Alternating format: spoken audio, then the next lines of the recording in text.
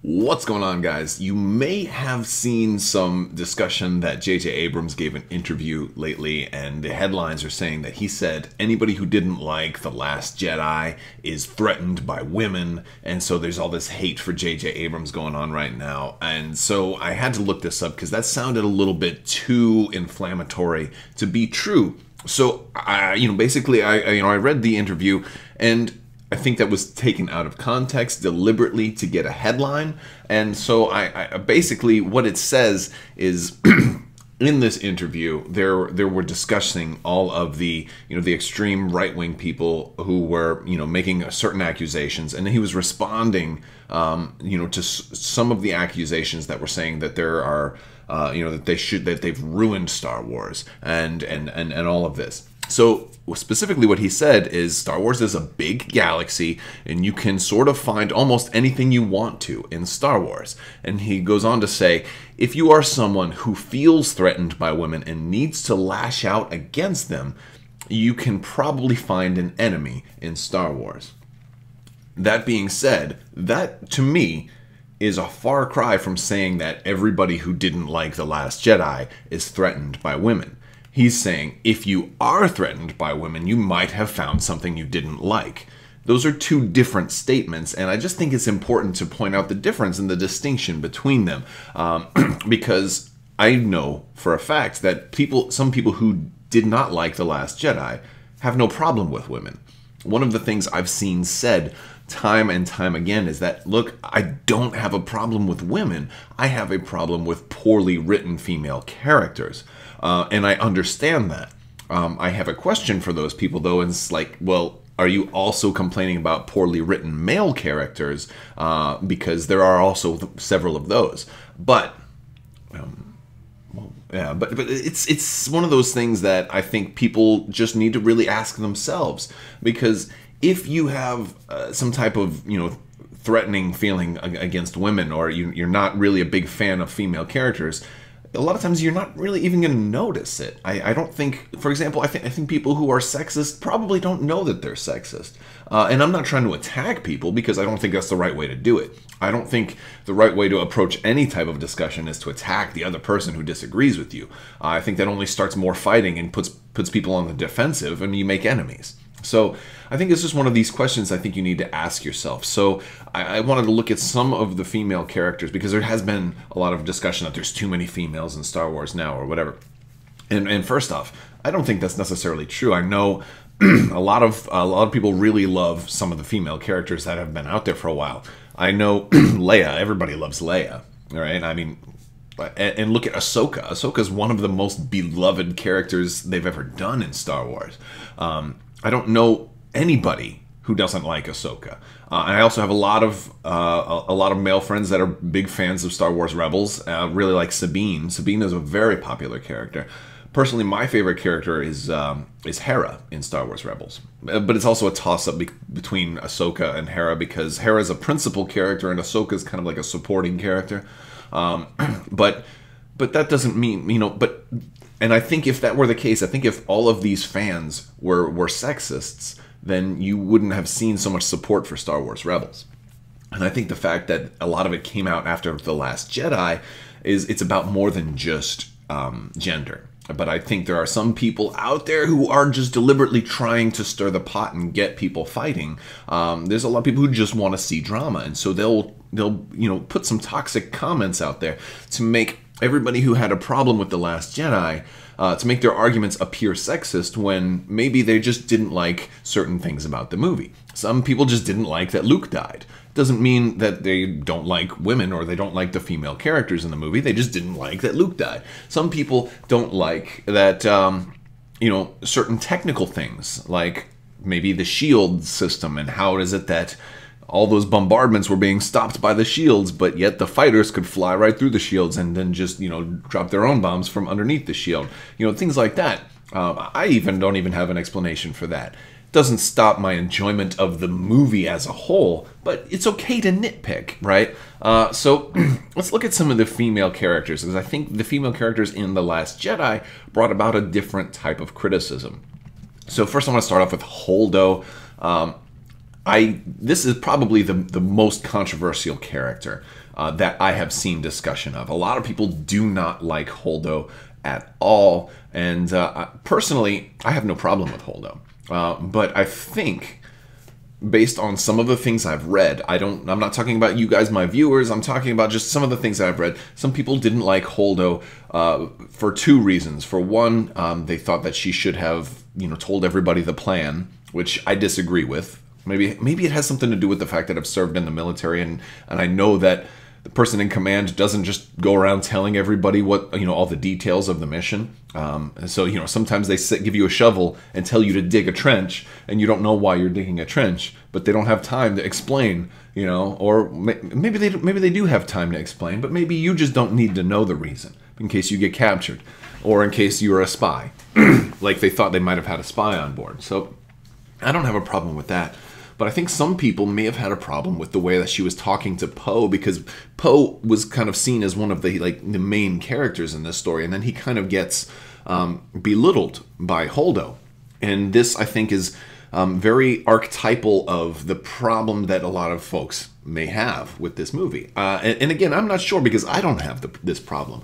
But I've served under female officers before, and I think they portrayed her just the right way. I mean, if somebody basically was insubordinate, they'd get trashed just like Poe did. So I didn't see a problem with this, but I can imagine some people would, especially if they don't really understand the concept of women being in charge or whatever. And if you do have a problem with maybe Holdo and Poe's interactions, and you'd like to discuss it, I welcome some discussion of that time, because maybe there's something that I'm missing that you can bring, that you can illuminate me on, and hopefully maybe I can bring something else to, and we can share our points of view. But that's how you have to discuss these things. So, like headlines like, oh, J.J. Abrams says that everybody who didn't like The Last Jedi hates women or whatever. Like, that's a false headline, and that's, it's just furthering a bad narrative to drive people, against each other. Rey, there's a lot of talk about Rey, and like, oh, she's a Mary Sue, and she's, I understand part of that argument. I don't necessarily agree with it, because I don't think she's really that different than how Luke was. And in that Luke had virtually no training. At least in her case, she spent her life growing up on Jakku, and where she was, dealing with technology all the time and ships, and so she had a knowledge of ships, and she had a knowledge of fighting. So she had been fighting her whole life. She also had at least knew about the Force, at least through fairy tales. So she might not have been trained on how to use it, but she was familiar with it, because when they were talked about the Force, she was like, oh, that's real? I thought it was just something from my fairy tales. So, whereas Luke had never even heard of the Force before. In episode 4, Obi-Wan talks to him, and he's like, the Force? What's that? So at least she had more of a knowledge of the Force than Luke did when she starts out. I understand that, like, maybe the first time she, uses it back on Kylo Ren when she's in the interrogation chamber, you're like, wait a second. How did she do that? That was kind of advanced. And I understand, and this is where we get into nitpicking. And I think as fans, we're totally allowed to nitpick and discuss these things. So Rey might be considered a Mary Sue. I don't think so. I think that she was aware of what he was doing to her, and she just reverse engineered it. But that's my own particular opinion. It doesn't bother me. One criticism somebody gave recently that I thought was good is that she doesn't seem to have any weaknesses. She doesn't seem to have any faults, and that can make her unrelatable. So I understand that, and that's a good criticism. I think she may have had a fault. Maybe she, they tried to give her the possible fault that she had hope, like almost to the point of being naive, that she could redeem, Ben Solo, and she failed. So maybe that's a fault, but maybe that's not good enough. Fair enough. But there are criticisms you can give without being sexist. But if you're going to do that, I would challenge you to also apply those towards poorly written male characters, and which there are some. Finn has his weaknesses too. If we could go to Rebels, I'm not a big fan of Zeb. I think he had his important story arc like 2 seasons ago, and he's just kind of been in the background, a wasted main character lately. But there are criticisms that you can give everywhere. Phasma Phasma was a wasted character, a wasted opportunity. No fault of her own. It's not Gwendolyn Christie's fault. She's a phenomenal actress, and she's absolutely stellar in Game of Thrones. And she had cool armor too, but she suffered from Boba Fett syndrome in that here's this really cool looking character that does nothing. And she basically did nothing in both movies. It was a real shame. And that was just a total missed opportunity. Should have been more with her. And that one you get no argument from me on. Love her, love the outfit. It's a shame we didn't see more. Because I read the Phasma book, and it really made me want to hate her even more. She didn't even have enough screen time for me to hate her. So, Leia, I'm not.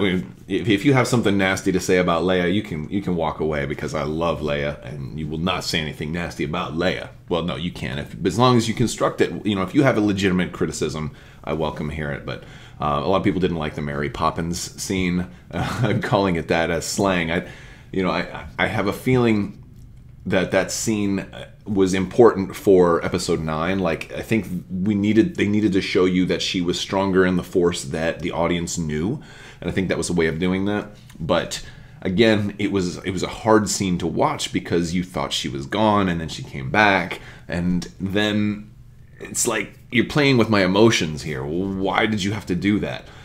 I'm kind of reserving judgment on that particular scene until we see if there's a payoff for it in episode 9. I'm guessing that there is. And if not, then I can come back and say, okay, that was a wasted scene. Or at least maybe it could have been done slightly better. And then Rose.